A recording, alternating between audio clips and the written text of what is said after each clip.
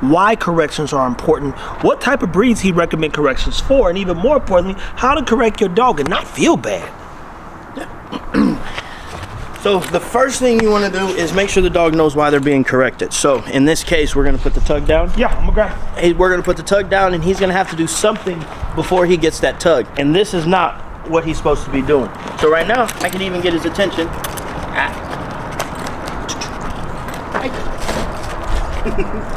Where you want to put it at? And put it further over there. Too close is too much stimuli. There you go. Here you go. No. Look. No. Look at that there. That's exactly their problems.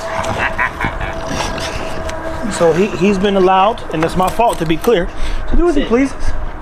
And as Stan said, you got to ask him to do something. Good.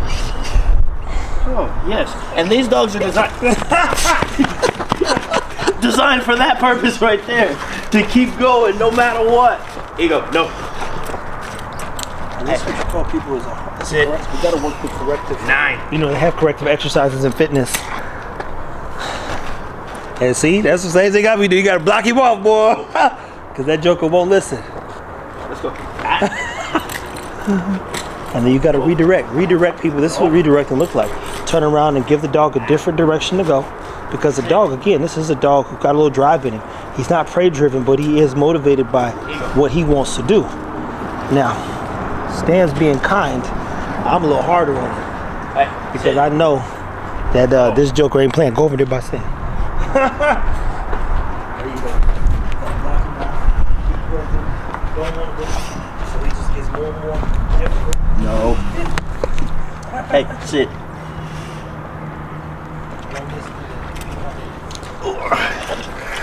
There you go. Stan, so what do you walk them through what you're doing at this moment in time? So right now I'm taking the visual away, so he's gonna pay a little bit more attention.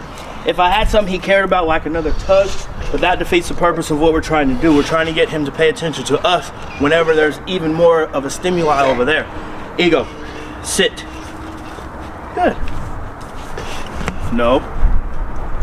Then what we would do in this instance, now we can release him to the tug because now he's paying attention. But I'm gonna ask a little bit more because he's being a little asshole. So we're gonna do a little bit more first. No. Hey, Ego, come. This is a great indicator where you definitely gotta be patient. Yes. And manage that energy too, right? Yeah, because these dogs are gonna reflect. If I get frustrated, it's just gonna cause him to go more and harder. So we gotta make sure we keep our energy down in this case and not match the frustration that he's already having. Because this leash is like an umbilical cord. If we get tense, it's gonna cause him to do the same thing. Ego, sit. Good. Stay.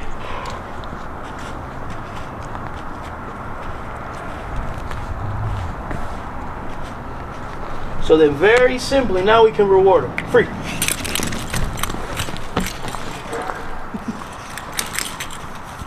And the more you do with the dogs, the less you're gonna have to go through that. So Trevor, you got some homework. Oh yeah, no, I've been doing it, bro. I told you guys, you want to tighten the dog up, but the common question I get is, hey, you know, how do I not whoop my dog's ass? And you go, for one, what are you doing with your dog? And can you be honest? Here's the honest truth. I did a lot, to be clear. That's why he's like that. But also didn't do enough. That's the other side of the coin. So now it goes, and Ego, look, he's like a human being. He'll hold on to that thing and lean into it. Ow. Sit. No. No. You see that there? Instead, look, I be on this same stuff, people. You want to get mad? Look, there's nothing worse than somebody pulling right up under here, and he is a dog. And so when people get confused, this is a very powerful dog. And I'm not saying he's the most powerful dog. What I'm telling you is he can cause some harm to somebody, and definitely another dog. So, and he can get hurt as well. That's the truth. But if we don't have control over him, then we're all at risk. No. And so that patience, man, Jamar can see me come out dripping sweat. I was dripping sweat dealing with this Negro. And it was literally just me and him on a leash. Nope. Come on. And Stan, again, maintaining good poise and control. No. You see that right there? Think about that. You correct any other dog, Cha-Cha, probably even Deuce, and Hera, they'll buckle. Yeah. Tron and Ego, that don't work on them. That yanking at their neck and collar thing, they like, bro, that ain't enough. They damn near need to be zapped. I ain't gonna lie to you now. They could do for the zapping, but you know, you know what I'm saying. And he knows all the things. You watched him in other video. He can sit down, stay. But look, he's an independent thinker. So what he's thinking is, look, I'm gonna do what I'm gonna do when I want to do it, and that's not how you keep you and your dog safe. So another thing that I'll do the whole time is I'll keep talking to him, man. Walk. Nope. You gonna run out of words, boy. It turned into a 1,000-page essay dealing with these jokers. But eventually, as I've done over the past couple weeks, No.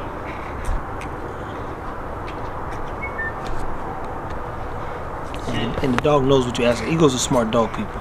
So when you're asking yourself, hey, do I whoop my dog? No. The question I will tell you to ask yourself is, did you do enough? Did you do enough? Does your dog understand the expectations and what you are asking of him? And let me be very clear. I've never worked on Ego's recall. I've never worked on his heel. I've never worked on his leash walking. He'll come if I call his name, but because he is a pit digger, I could leave the door open upstairs and he won't even come downstairs if the other dog is using the bathroom because he don't want to go to the bathroom. He is a very, very antisocial, he's just independent, man. That's a good and bad thing. Good thing because he'll be in the room all day and not tear nothing up. Bad thing is because now we go, hey, we want to have some more fun with Ego and taking places, but get a little motivated by a dog or something. He get a little motivated by some food or something. He get a little motivated because he want to do what he want to do. Now we all in trouble. So we've got to work on this, including me specifically. As Jamarcus has been doing a good job with the other dogs, I say, nah, Ego, I'll deal with him. I'll deal with him. Because this is a Negro.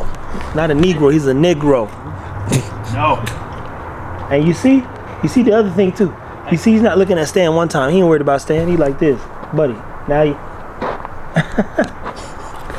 and see, when you look at your shepherds and others various breeds, what will end up happening is they'll be like this. They're handler driven. So I think Henry's German Shepherd too looks at him the whole time. Yeah.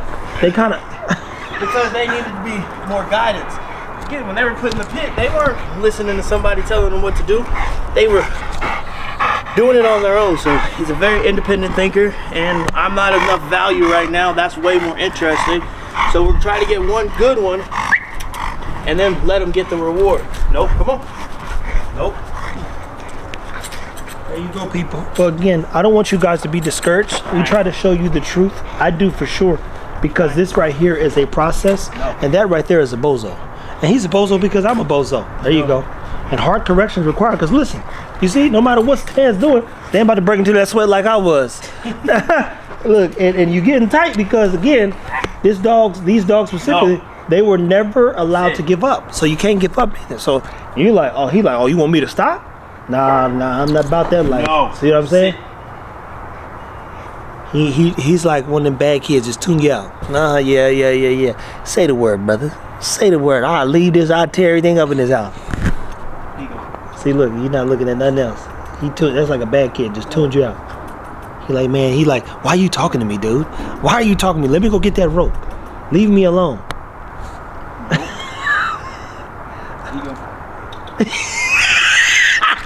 He in the Twilight Zone. Do.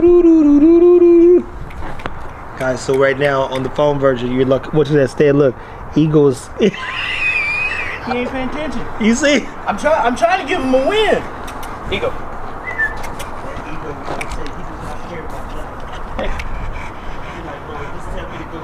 This is like one of the moral victories. He's not pulling, so we're gonna come back and we're gonna. Oh, see, Ego, you messed it up. So now we're gonna wait 5 more seconds. Since you don't want to listen, buddy, you're being hard-headed, man. Good. So he gonna look at Stan, just being mad disrespectful. Ego, sit. No. Good. Good boy. Freak. Ew. example is that when someone brings you a dog on the dog training side, and their dog acts like this. Now, mind you, I doubt most dogs act like Ego. Yeah, no. I mean, it gets frustrating because they bring you a dog that they haven't done anything with, and then they expect it to be like Rocco or Boots, where we did something every single day with them, and they know exactly what's expected. For and a year and a half, 2 years. Exactly, and they didn't do anything with a 4-year-old dog, and they're like, hey, fix him in 3 weeks, and I don't want to pay that much. It just doesn't work like that. We can only make that dog be the best dog it can be. So if you bring us a 3, we can make it the best 3, but we can't make that dog be something that it's not. If you didn't put in the time teaching that dog, hey, people are valuable, people are important, you're not going to get that in 3 weeks time, because you have to undo all of the bad habits and replace them with good habits at the same time. So when you're working with your dog, people, do not get frustrated in a single training session. Find a milestone, then work on that. So if he can only stay and not pull for 5 seconds, we're gonna get that down to it's solid. And then we're gonna try to get 7 seconds. And then after we get to 10, we're gonna go back and start over with 2 or 3 seconds of eye contact before he gets to go. And we're just gonna keep making it better and better and better as we continue to go on. Whenever you're working, think about those 3 Ds: distance, duration, distractions. And always just start over, people. Anything else, Trey? Anything else? No, I'm in the zone over here. Yeah, he does. Yeah, he get some of this right here. Yeah. Let's go. Yep. So he's learning that, hey, if I go to this tug, I get a correction that I don't. And you see the level of respect and value that Trev has versus I had at Ego. Let's go. Just the voice alone, if you develop a bond and a relationship with your dog, you don't have to use all the corrective tools, because your relationship between that voice and that eye contact, look at him. He's like, man, what do I got to do to be right? What do I got to do to be right? And this is what you want. That attention change. We're playing stand no more, but I had that boy in the air with one hand. Let's go. The helicopter. Let's go. Like P. Pablo. But even those habits that you replace when you train a dog, you still have to continuously work on those. In every environment, exactly. yes. Consistently. That's the other thing. I mean, it's got to be consistent. It took me literally almost a year, almost the full 2 years since I was born a teacher to go to her room. And now it's such a habit because I do it every single time she comes out of the crate and goes back in the crate. Now I can say it and she'll just go. Yep. But that's 2 years worth of work, people. And that's the bully. They're stubborn dogs. So you have to Exactly. just take the time and be consistent. And you can't do something for 5 or 6 days and then completely change it, because then the dog learns that, hey, they're going to switch it up on us anyway, so I'm going to do what I want. Yeah. Be consistent when you're working with these dogs, man. It doesn't take a lot, but it does take consistency. Yeah, see? If anything else. Hey, what are you doing, dude? Yeah, see, that whole direction changed everything. I just talked to him the whole time. Look, I'll be out here breaking the sweat like Stan. I know how hard-headed he is. I know how far I pushed him to be this motivated. Challenge is, I got to push myself now to drive the motivation in the right direction with control. And Stan's going to assist in that, but mind you, he know I'm not playing. I'd rather have a dog that can take all of these corrections and still want to go versus a dog you sneeze wrong and they go try to run and get behind everything. A dog like this, you can dial them back a whole lot easier than trying to motivate a dog to even want to go and have that value for that tug toy. Yeah, I get it. See, he get it too. But he got away. Guys, at any hoot, listen, you're dealing with a hard-headed dog. I know it's an extensive process. Trust me, I've been there. And we're still there. We want to continue to encourage you to do with, the best you can to take care of your dog. Don't be discouraged, especially if you've got a dog that's highly motivated. But be encouraged that, listen, step 1, step 2, step 3, I think he gave you 3 Ds. Practice them, perfect them, and take care of your dog. Hey, what are you doing, bro? You know I'm not moving, bro.